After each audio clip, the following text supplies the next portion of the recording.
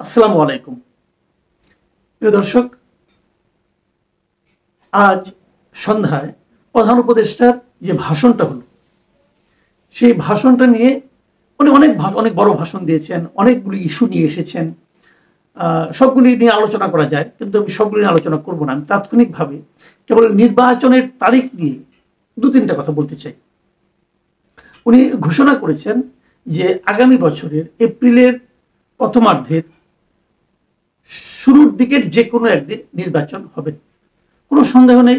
এই জন্য ওনাকে ধন্যবাদ দিতে হবে, এই কারণে যে উনি অনেক বলা হওয়ার পর উনি একটা নির্বাচনের সুনির্দিষ্ট তারিখ ঘোষণা করলেন। আগে তো একটা অনির্দিষ্ট অবস্থায় ছিল, মানুষ বুঝতে পারছিল না কবে নির্বাচন হবে।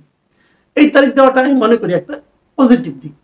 কিন্তু পাশাপাশি আমি এটাও বলতে চাই যে এপ্রিলের ফার্স্ট উইক কেন, এপ্রিলের মানে মাঝামাঝি কেন, মাঝামাঝি সময় প্রথমার্ধ কেন, ওই সময় করলে কি লাভ, অথবা এর আগে করলে কি ক্ষতি, জানুয়ারিতে করলে কি ক্ষতি, জুনে করলে, জুনে প্রথমে করতে চেয়েছিলেন জুন পর্যন্ত, ওটাকে এগিয়ে এনে এপ্রিল করেছেন, এটা একটা পজিটিভ দিক, কোনো সন্দেহ নেই। কিন্তু তার আগে কেন নয়? উনি বলেছিলেন, আগে থেকে বলেছিলেন যে ম্যাক্সিমাম রাজনৈতিক দলগুলো যা চাইবে, যেভাবে চাইবে উনি সেভাবেই নির্বাচনের কথা বলবেন। উনি যখন জাপান গেলেন, জাপান যে উনি বললেন যে মাত্র একটি মাত্র দল ডিসেম্বর নির্বাচন চায়। তারপরে ঐক্যমত্য কমিশনে যে সভাটা হলো, দ্বিতীয় পর্যায়ের সভা, সেখানে তার সঙ্গে প্রায় 28টা রাজনৈতিক দল দেখা করেছে, এবং এই 28টা দলের মধ্যে 25টা দলই বলেছে তারা ডিসেম্বর কিংবা তার আগে নির্বাচন চায়। আর আমি পরে শুনেছি, 3 তারিখে আমি দেখলাম একটা অনুষ্ঠানে, জামাতের পক্ষ থেকে বলা হলো তারা এপ্রিলের মধ্যে নির্বাচন চায়। তাহলে বিষয়টা কি দাঁড়ালো?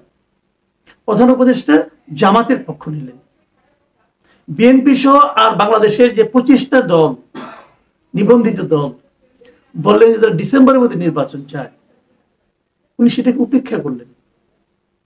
কেন করলেন? এটা কি ইচ্ছাকৃত? আমার মনে হয় এটা ইচ্ছাকৃত। উনি বিএনপিকে বোঝানোর চেষ্টা করলেন, তোমরা যত কিছুই বলো না কেন, তোমাদের কথা কোনো গুরুত্ব আমার কাছে নেই, আমি যেভাবে চাইবো সেভাবে হবে ইলেকশন।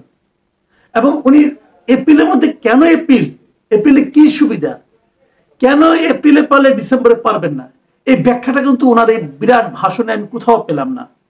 এবং ওনার যে ভাষণ, উনি কেন করিডোর দিতে চাচ্ছেন, করিডোর মানে আপনার এই মানবিক চ্যানেল যেটা, সেটা কেন দিতে চাচ্ছেন, উনি কেন বন্দর ভাড়া দিতে যাচ্ছেন, উনি হজ কিভাবে করাচ্ছেন, উনি কিভাবে আরো কি কি কাজকর্ম করছেন, এগুলো যে ফিরিস্তি দিলেন, এটা আমরা আগেও দেখেছি। প্রত্যেকটা সরকারের মধ্যে এই ধরনের একটা টেন্ডেন্সি কাজ করতো, যে তারা সব ফিরিস্তি দিতেন, যে তারা কি কি করেছেন। ভাই, সরকারে যিনি থাকেন ওনাদের ফিরিস্তি দেওয়ার কোনো দরকার নাই। এই টেকনিকটাই মনে করি অপ্রয়োজনীয় টেকনিক। পৃথিবীর অন্য কোনো দেশে ফিরিস্তি দেয় বলে আমার কাছে মনে হয় না। আপনি কি করেছেন সেটা আপনি বলার দরকার পড়ে না, এটা তো আমরা জানি। আপনি যে কাজটা করেছেন ওই কাজটা তো এই দেশের জনগণের জন্যই করেছেন। এদেশের জনগণ হিসেবে আমরা সেটা টের পাই না? আমাদের তো টের পাওয়ার কথা। যদি আমরা টের পাই সেটা আপনি বলার দরকার নাই। আর যদি আমি টের না পাই তাহলে আপনি বলে কি লাভ? বাট উনি সে আগের পদ্ধতি তিনি কিন্তু ভাষণটা দিলেন, উনি কি কি করেছেন, কি করলে কি হবে, কি হতে পারে, এগুলো সব বললেন। কিন্তু এগুলো ওনার মূল কাজ ছিল না। আসলে ওনার মূল কাজ হলো নির্বাচন। উনি তার সঙ্গে যুক্ত করেছেন বিচার এবং সংস্কার। সংস্কার উনি কখনোই শেষ করতে পারবেন না, এটা কখনো সম্ভব না। কারণ সংস্কার বলে কি হবে, এগুলি সংস্কার প্রস্তাবনা আকারে থাকবে। উনি এটা বাস্তবায়ন কিভাবে করবেন, কোন আইনে বাস্তবায়ন করবেন? উনি বাস্তবায়ন করলেন, পরবর্তী সরকার এসে মানলো না, সংস্কার হলো? এই দেশের মানুষ সংস্কার পেলো না তো। পরবর্তীতে যারা ক্ষমতায় আসতে পারে বলে এখন পর্যন্ত সাধারণ মানুষ ভাবছে,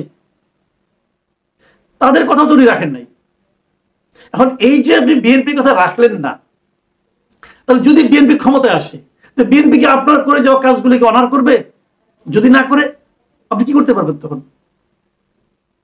কিন্তু মাঝখান থেকে কি হলো, এই কাজগুলো করতে যে আপনি আমাদের মতো সাধারণ মানুষ যারা আছে ওদের প্রত্যাশার মৃত্যু ঘটালেন, আমাদের দুর্ভোগের মধ্যে ফেলে দিলেন। কাজে এদের লাভটা কি? আমার কি যেন মনে হয় যে এটা হলো কি, ম্যাক্সিমাম রাজনৈতিক দল, ম্যাক্সিমাম সাধারণ মানুষ, তাদের যে প্রত্যাশা, সেই প্রত্যাশাকে উনি ইগনোর করলেন, অবহেলা করলেন। এবং অবহেলা করে উনি বুঝালেন যে তোমরা সবাই যা চাও সেটা হবে না, আমি একা যা চাই তাই হবে। উনি নিজেকে সংখ্যাগরিষ্ঠ জনগণের, সংখ্যাগরিষ্ঠ রাজনৈতিক দলের প্রতিপক্ষ হিসেবে দাঁড় করালেন। কেন? আমি মাঝে মাঝে চিন্তা করি, ওনার তো বয়স হয়েছে না, পৃথিবী থেকেও যাওয়ার সময় হয়ে গেছে, উনি তো অনন্তকাল বাঁচবেন না, পৃথিবীর কেউ অনন্তকাল বাঁচে না, এটা আল্লাহর দুনিয়ার নিয়ম না। উনি যখন চলে যাবেন, উনি কি নিয়ে যাবেন? অথচ ওনার সুযোগ ছিল, কিন্তু ওনার সুযোগ ছিল, উনি এমনিতে সম্মানিত ব্যক্তি, নোবেল পেয়েছেন, অনেক সম্মানিত, যেভাবে পেয়েছেন তো অনেক সম্মানিত ব্যক্তি। এখন উনি কিন্তু সমস্ত রাজনৈতিক দলের মাথার মণি হয়ে থাকতে পারতেন, এদেশের মানুষের মাথার মণি হয়ে থাকতে পারতেন, মানুষটাকে মাথায় করে রাখতেন যদি উনি জনমতকে সম্মান দেখাতেন। এবং জনমতকে সম্মান দেখানোর সর্বশেষ সুযোগটাও উনি আজকে নষ্ট করলেন। এতদিন যা বলেছেন বলেছেন, উনি যদি বলতেন যে আমি ডিসেম্বরে নির্বাচন দেব, তাহলে সমস্ত দেশের মানুষ ওনাকে সম্মান করত এবং বলতো উনি যা করেছেন ভালো করেছেন। এবং ডিসেম্বরে আসতে আমাদের 6 মাস বাকি আছে, এই 6 মাসে ওনার এই সংস্কার প্রস্তাবনাগুলি কি এক জায়গায় আনা যাবে না? আর এক গো ধরেছেন বিচার সম্পন্ন করবেন, আপনি বিচার সম্পন্ন করতে পারবেন?